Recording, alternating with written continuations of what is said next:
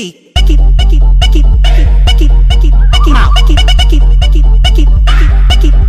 Keep out. I think you get to me. Can you see me good enough from back here? Can you hear me good enough? Yes? Okay. Hey Internet pals! So, I'm here with the first DIY of the month. I almost said season. Basically, what we're going to be making today is DIY fake blood. The reason why I decided to record this is because I needed to make this for the trailer that will be going up soon, as well as I needed some fake blood for the web series, because it's like, you know, blood is kind of needed. So I figured, well, I might as well just show you guys how I made it,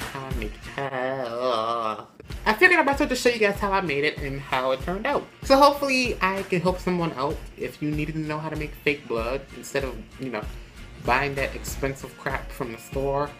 You can just make it with stuff that you have in your kitchen.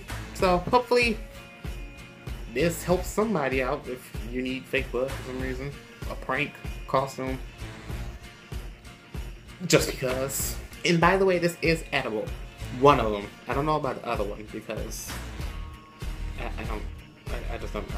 But one of them is edible, so yeah. So for this recipe tutorial DIY instruction, I don't know, recipe? I'm not cooking anything, I don't know. But for this, you will need a bowl, actually 2 bowls, a spoon, flour, honey, food coloring, syrup. Now, there are 2 ways to do this fake blood technique. There's the sticky way, or there's the non-sticky way. The reason why I decided to show both methods is because A, I needed to put fake blood in my mouth for the trailer, and I figured this way, with one of these, either one is fine. I figured that this would taste better than having one with flour in my mouth. So that's how I was saying one of these are edible. So if you use syrup or honey, this would taste better. If you would do like a costume with like a bloody mouth, this would be better taste-wise opposed to this. And that's just based off assumption. Well, not assumption, kind of like logic. Now the reason why I'm kind of showing variations is because the regular recipe calls for corn syrup, and I figured most people won't be able to find corn syrup so easily, and this is kind of like an alternative to corn syrup. So hopefully, you know, it's easy, you can just find it in your cabinet in your kitchen. So I figured, hey, that just saves some money. I didn't spend a dime. Let's get started. So I know I said you're only going to need 2 bowls, but you actually need 3. But for the first method, you need 2. So you need one with flour and one with water. So let's get another bowl and fill it with some water. And then just grab your ingredients. Pour a little bit of flour into the bowl. I don't know how much, I just did it by eye. After that, get your food coloring and put it inside of the water. So probably about 2 or 3 bread drops will work. It's up to you, but it will turn out like this. And then once you do that, just mix it all together. And then you have this. So while you stir, slowly add a spoonful of flour into the bowl, and it will start to thicken and turn out like this. Now, and be careful how much water you put in, because I had to take some out, and that sucked because it turned to a really bad consistency.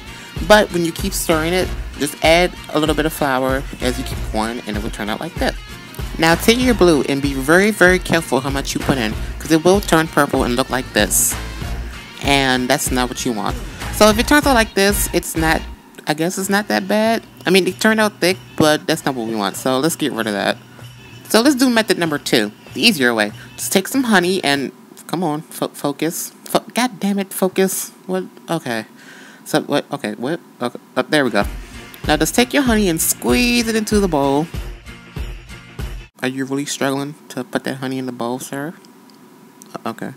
Then add like 2 drops and mix it all together. And it should turn out like this. Now you can keep it this way because, hey, it's blood and runny and it looks good, so that's good. But if you want a little bit darker, take some of your blue and just put a very, very, very small amount into the bowl.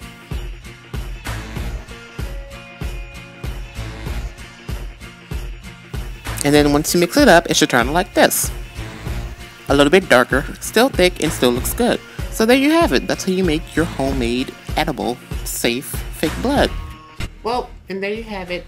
I already failed / succeeded at a DIY.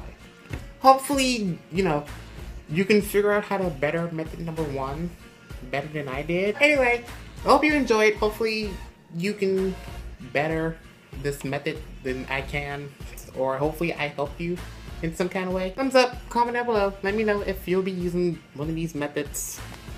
Probably not, because, well, actually you can use one, because one turned out pretty good. The other one, not so much. But if you can do both better than I can, let me know, because I would like to see it. Hopefully this helps somebody out, and yeah. See you next time. Bye. Don't be scared. I've done this before. Show me your teeth.